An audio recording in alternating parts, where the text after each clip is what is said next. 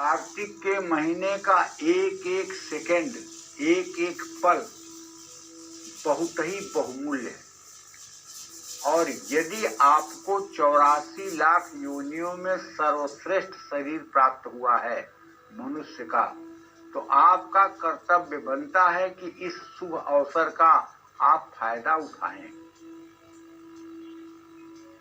केवल पैसे के पीछे भूत बन के न भागें, क्योंकि इस पैसे में 1 रुपए भी आपके साथ नहीं जाने हैं। सब यही रोक लिया जाएगा, क्योंकि ये मृत्यु लोक है। यहाँ से किसी को माचिस की तीली भी अपने साथ ले जाने का अधिकार नहीं है। सिर्फ जाएगा आपके साथ धर्म और जाएगा आपके साथ आपका पुण्य। तो धर्म और पुण्य के कार्यों में मन लगाइए। कार्तिक मास में सोमवार को दीपक जलाने से डर, क्रोध और चिंताएं दूर होती हैं। त्वचा संबंधी बीमारी ठीक होती है। दूसरों को खुद से नीचा समझने वाली नकारात्मक सोच भी दूर होती है। कार्तिक मास में मंगलवार को घर में दिया जलाने से शादी में आ रही रुकावट दूर होती है। वैवाहिक जीवन में कलेश खत्म होता है। केतु ग्रह के कारण आ रहा संकट दूर होता है। कार्तिक मास में बुधवार को घर में दिया जलाने से बीमारियां दूर होती हैं और सही समय पर गंभीर बीमारियों का पता चल जाता है। कार्तिक मास में बुधवार को दिया जलाने से बौद्धिक क्षमता बढ़ती है, पढ़ाई में रुकावटें नहीं आती हैं और जीवन में अच्छे दोस्तों का साथ भी मिलता है। कार्तिक मास में गुरुवार को घर में दीपक जलाने से संतान सुख मिलता है, घर में खुशी का माहौल रहता है और अविवाहित लोगों की शादी के योग बनते हैं।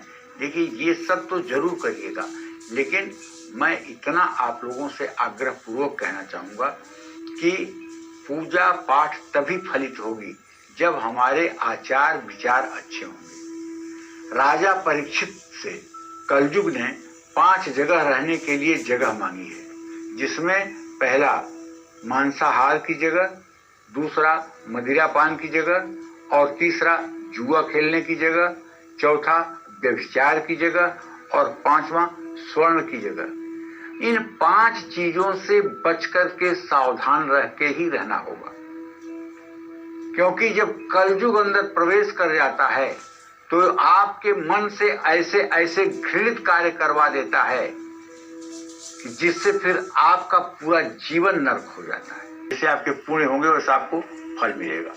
तो कार्तिक मास में शुक्रवार को घर में दीपक जलाने से पति पत्नी के संबंध मजबूत होते हैं, फिजूल खर्ची रुकती है, बिजनेस में आ रही परेशानियां दूर होती हैं।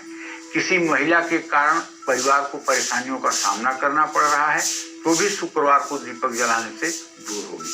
कार्तिक मास में शनिवार को घर में दीपक जलाने से नजर दोष और राहु के दोष से मुक्ति मिलती है। नौकरी और कारोबार में आ रही मुश्किलें दूर होंगी। शनिवार को दीपक जलाने से आयु भी लंबी होती है। कार्तिक मास में रविवार को दीपक जलाने से सभी परेशानियां दूर होंगी। पूर्वजों का आशीर्वाद परिवार पर हमेशा बना रहे। और जिन घरों में तुलसी है वो लोग कितने बड़भागी हैं, इसकी भी कोई कल्पना नहीं किया जा सकता। धन लाभ और मनचाही नौकरी पाने के लिए कार्तिक मास में तुलसी के पत्तों की माला बनाकर माँ लक्ष्मी को चढ़ाएं। गाय के गोबर से दीपक बनाकर उसमें तेल और थोड़ा गुड़ डालकर जलाएं।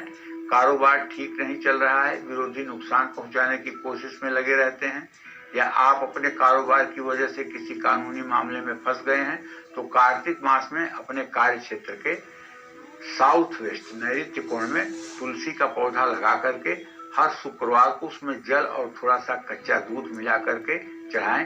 घर में वास्तु दोष के कारण तरक्की रुक गई है, परिवार के सदस्यों की सेहत हमेशा खराब रहती है, परिवार का मान सम्मान कम हो रहा है, तो ऐसे में कोई भी काम बनते बनते अगर रुक जाता है तो कार्तिक मास में घर की दक्षिण पूर्व से लेकर उत्तर पश्चिम दिशा तक तुलसी के गमले लगाए जा सकते हैं। पौधा मत लगाइएगा, गमला लगाइएगा।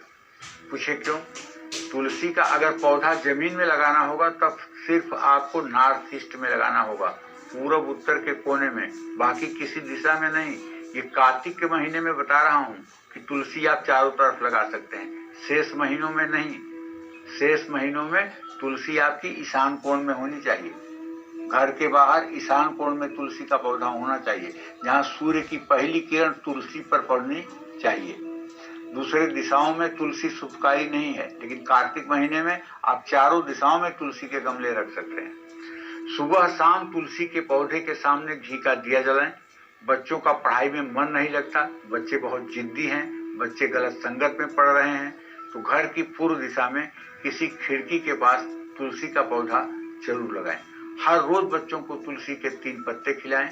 जिस लड़की की शादी में देरी हो रही है, रिश्ते बहुत आ रहे हैं लेकिन हमेशा ना ही सुनना पड़ता है, शादी की बात पक्की होकर रिश्ता टूट जाता है, जिन लड़कियों की शादी हो चुकी है लेकिन वो सुखी नहीं है, उनको अपने घर की दक्षिण पूर्व दिशा में तुलसी का पौधा रखकर हर रोज तुलसी गायत्री मंत्र का जप करते हुए जल चढ़ाना चाहिए। लेकिन एक बात कहना चाहूंगा, जो मैंने कहा कि छोटे बच्चों के लिए, देखिए छोटे बच्चों के लिए तुलसी का उपाय तो ठीक है, लेकिन छोटे बच्चों के लिए आदर्श आप बन सकते हैं।